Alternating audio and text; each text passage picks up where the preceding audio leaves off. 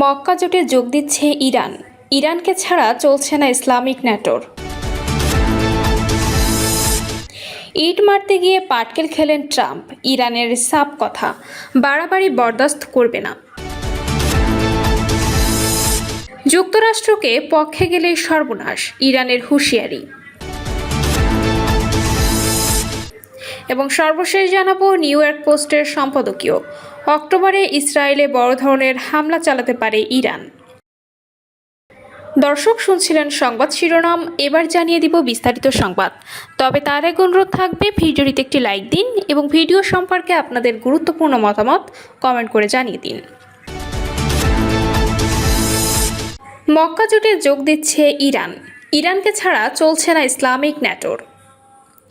মধ্যপ্রাচ্যের সংঘাত আর আমেরিকার দাদাগিরির মাঝে এবার বিশ্ব রাজনীতির সবচেয়ে বড় হিসাব নিকাশ পাল্টে যেতে চলেছে। কিছুদিন আগেই সৌদি আরব, তুরস্ক, পাকিস্তান মিলে গঠন করেছিল ঐতিহাসিক মক্কা জোট, যৌথ প্রতিরক্ষা চুক্তি, যাকে বলা হচ্ছে ইসলামিক ন্যাটো।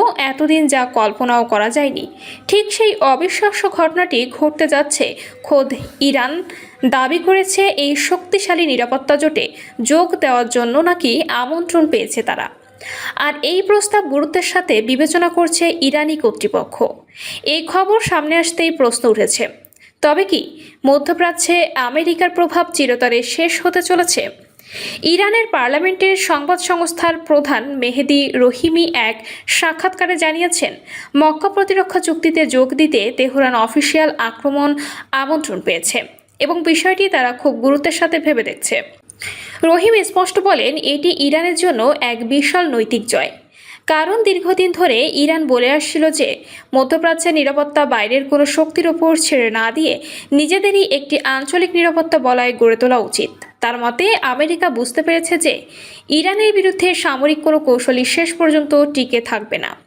গত 7ই আগস্ট সৌদি আরবের ক্রাউন প্রিন্স মোহাম্মদ বিন সালমান, তুরস্কের প্রেসিডেন্ট এরদোয়ান এবং পাকিস্তানের প্রধানমন্ত্রী শাহবাজ শরীফ মক্কায় বসে এই ঐতিহাসিক চুক্তিতে সই করেন। ন্যাটোর বিখ্যাত আর্টিকেল 5 এর মতো এই চুক্তির প্রধান শর্ত হল, চুক্তিবদ্ধ 3 দেশের যে কোনো একটি দেশের সশস্ত্র আক্রমণ হলে তা বাকি 2 দেশের উপর আক্রমণ হিসেবে গণ্য করা হবে এবং সবাই মিলে তা প্রতিরোধ করবে।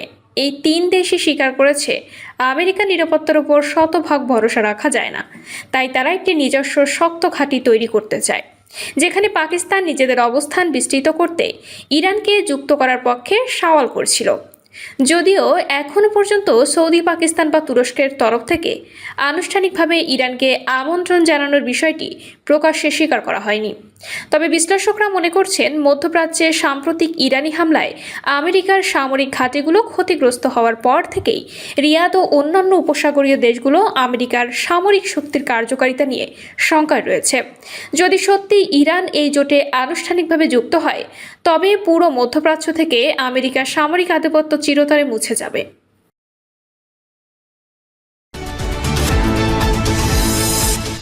ইট মারতে গিয়ে পাটকেল খেলেন ট্রাম্প। ইরানের সাফ কথা, বাড়াবাড়ি বরদাস্ত করবে না। বিশ্ব রাজনীতির মঞ্চে এই মুহূর্তে সবচেয়ে বড় উত্তেজনার কেন্দ্রবিন্দু হয়ে উঠেছে মধ্যপ্রাচ্যের কৌশলগত জলপথ হরমুজ প্রণালী। আন্তর্জাতিক বাণিজ্যের এই প্রাণকেন্দ্রে যুক্তরাষ্ট্র এবং ইরানের মধ্যে তৈরি হওয়া সংঘাতের বাঁকবদল বিশ্বের কপালে বড় ভাঁজ ফেলেছে। মার্কিন প্রেসিডেন্ট ডোনাল্ড ট্রাম্প সম্প্রতি সামাজিক যোগাযোগ মাধ্যম ট্রুথ সোশ্যালে একটি মানচিত্র প্রকাশ করেছেন, যেখানে অত্যন্ত সংবেদনশীল হরমুজ প্রণালীকে আমেরিকার নতুন ভূখণ্ড হিসেবে দেখানো হয়েছে। যদিও এই মানচিত্র নিয়ে ট্রাম্প সরাসরি কোনো মন্তব্য করেননি, তবুও এর রাজনৈতিক তাৎপর্য বিশ্বজুড়ে তীব্র আলোড়ন সৃষ্টি করেছে। এর আগে গত আগস্ট মাসে মাঝামাঝি সময়ে নিউ ইয়র্কের এক জনসভায় ট্রাম্প ঘোষণা দিয়েছিলেন যে ইরানের বিরুদ্ধে চূড়ান্ত বিজয়ের পর হরমুজ প্রণালী মার্কিন যুক্তরাষ্ট্রের অধীনে চলে আসবে। তার এই দাবি আন্তর্জাতিক আইনের পরিপন্থী হলেও ওয়াশিংটনের পক্ষ থেকে একে একতরফা নিয়ন্ত্রণ প্রতিষ্ঠার চেষ্টা হিসেবে দেখা হচ্ছে। মার্কিন প্রেসিডেন্টের এই মনগড়া দাবির কঠোর জবাব দিয়েছে তেহরান। ইরানের উপপররাষ্ট্রমন্ত্রী কাজেম গারিবাদি হুঁশিয়ারি দিয়ে বলেছেন যে হরমুজ প্রণালী নিয়ে ট্রাম্পের এই সমস্ত অলীক স্বপ্ন খুব দ্রুত ভেঙে দেওয়া হবে, অথবা তেহরান নিজেই এই বিভ্রান্তিকর চিন্তার উপযুক্ত সংশোধন করবে। এই চরম উত্তেজনার মধ্যে ইরানের সুপ্রিম ন্যাশনাল সিকিউরিটি কাউন্সিলের সেক্রেটারি মোহসেন রেজাই এক বিস্ফোরক ঘোষণা দিয়েছেন। তিনি সরাসরি জানিয়ে দিয়েছেন যে মার্কিন দাবি যতই থাকুক না কেন, হরমুজ প্রণালী বর্তমানে সম্পূর্ণভাবে বন্ধ রয়েছে এবং আমেরিকার আচরণের পরিবর্তন না হওয়া পর্যন্ত তা কোনো মতেই খোলা হবে না। মোহসেন রেজাই আরও স্পষ্ট করে বলেছেন যে ওয়াশিংটনকে প্রথমে তাদের পূর্বের সমস্ত প্রতিশ্রুতি রক্ষা করতে হবে এবং তেহরানের প্রতি তাদের বৈরী আচরণ পরিহার করতে হবে। অন্যথায় বিশ্বের জ্বালানি তেল সরবরাহের এই অত্যন্ত গুরুত্বপূর্ণ রুটটি বন্ধই রাখা হবে বলে সাব জানিয়ে দিয়েছে ইরান। শুধু তাই নয়, উপসাগরীয় দেশগুলো এবং আন্তর্জাতিক সম্প্রদায়কে কঠোর সতর্কবার্তা দিয়েছে তেহরান। রেজাই হুঁশিয়ারি করে বলেছেন, যে কোনো দেশ যদি মার্কিন যুক্তরাষ্ট্রের নেতৃত্বাধীন অর্থনৈতিক নিষেধাজ্ঞায় অংশ নেয় তবে তাদের সরাসরি ইরানের শত্রু হিসেবে গণ্য করা হবে এবং এর চড়া মূল্য দিতে হবে। ইরানের শীর্ষ নিরাপত্তা কর্মকর্তা আরও হুমকি দিয়েছেন যে তেহরান এতদিন পর্যন্ত কেবল মার্কিন সামরিক ঘাঁটিগুলোকে লক্ষ্যবস্তু করেছে, কিন্তু ওয়াশিংটন যদি অর্থনৈতিক যুদ্ধের পথ বেছে নেয় তবে বিশ্বের বিভিন্ন প্রান্তে ছড়িয়ে থাকা মার্কিন তেল কোম্পানি এবং বাণিজ্যিক প্রতিষ্ঠানগুলোতেও হামলা চালানো হবে। কূটনৈতিক মহলে প্রশ্ন উঠেছে যে গত জুন মাসে তেহরান ওয়াশিংটনের মধ্যে স্বাক্ষরিত সমঝোতা স্মারকটি তবে কি সম্পূর্ণ ব্যর্থ হতে বসেছে? উভয় পক্ষের মধ্যে যুদ্ধ বন্ধের এবং পারস্পরিক সম্পর্ক উন্নয়নের কথা থাকলেও হরমুজ প্রণালী নিয়ন্ত্রণ এবং চুক্তি বাস্তবায়নের রূপরেখা নিয়ে চলা মতপার্থক্য পরিস্থিতিকে আরও জটিল করে তুলেছে। ওমানের সুলতানের মধ্যস্থতায় প্রণালীর সামুদ্রিক ট্রাফিক নিয়ন্ত্রণ নিয়ে আলোচনা চললেও তা এখনও কোনো কার্যকর বা সুনির্দিষ্ট চুক্তিতে পৌঁছাতে ব্যর্থ হয়েছে। ফলে বিশ্ব অর্থনীতির এক বিরাট অংশ জুড়ে থাকা এই জলপথ ঘিরে তৈরি হওয়া দীর্ঘমেয়াদী এই সংঘাত বিশ্ববাসীকে এক অনিশ্চিত ভবিষ্যতের দিকে টেনে নিয়ে যাচ্ছে।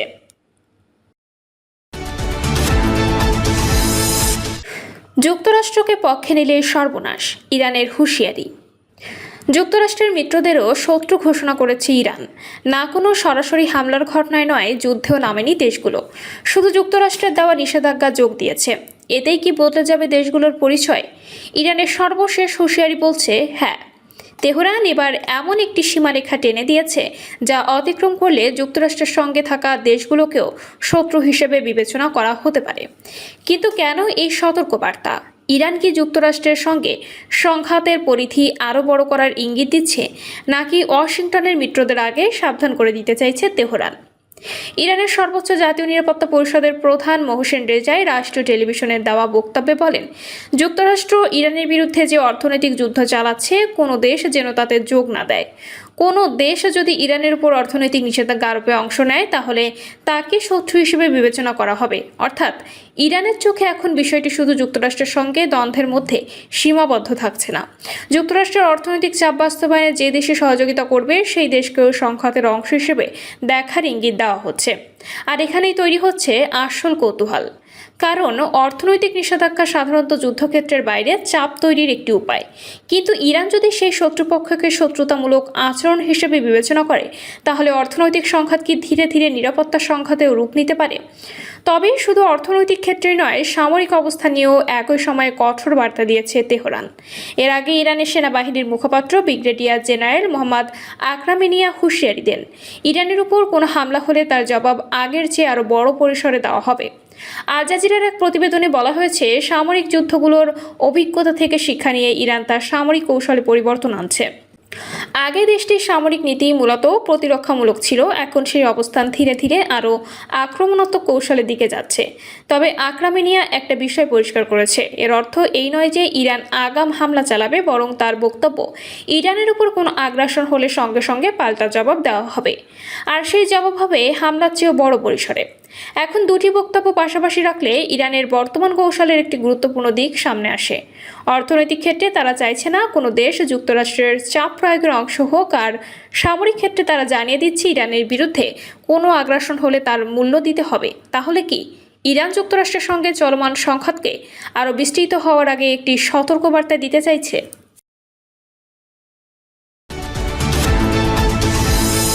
নিউ ইয়র্ক পোস্টের সম্পাদকীয়, অক্টোবরে ইসরায়েলে বড় ধরনের হামলা চালাতে পারে ইরান। মার্কিন অর্থমন্ত্রী স্কট বেসেন্ট ইরানের অর্থনীতির ওপর চাপ সৃষ্টির জন্য নতুন কোনো পদক্ষেপ ঘোষণা করার আগেই তেহরানের জন্য পরিস্থিতি ক্রমেই কঠিন হয়ে উঠছে। প্রেসিডেন্ট ডোনাল্ড ট্রাম্প স্পষ্টতই এর লড়াইয়ে এগিয়ে আছেন। শত্রু যখন পিছু হটার চেষ্টা করছে তখন তার প্রধান কাজ কেবল নিজের অবস্থানে শক্ত হয়ে টিকে থাকা। সবচেয়ে বড় বিষয় হলো হরমুজ প্রণালী নিয়ে এখন আবার তেল পরিবহন শুরু হয়েছে। এর অর্থ দাঁড়ায় প্রণালীটি বন্ধ করে দেওয়ায় তেহরানের যে চাল ছিল তা ব্যর্থ হয়েছে। অন্যদিকে ইরানের প্রতিবেশী দেশগুলো যাদের ওপর তেহরান এতদিন হামলা চালিয়ে আসছিল তারাও এবার কঠোর অবস্থান নিয়েছে। ইরানের সবচেয়ে বড় বাণিজ্যিক অংশীদার সংযুক্ত আরব আমিরাত গত সপ্তাহ থেকে আর্থিক লেনদেন সহ সব ধরনের লেনদেন পুরোপুরি বন্ধ করে দিয়েছে। কয়েক দশক ধরে তেহরানের জন্য নিষেধাজ্ঞা এড়িয়ে চলার প্রধান কেন্দ্র ছিল দুবাই।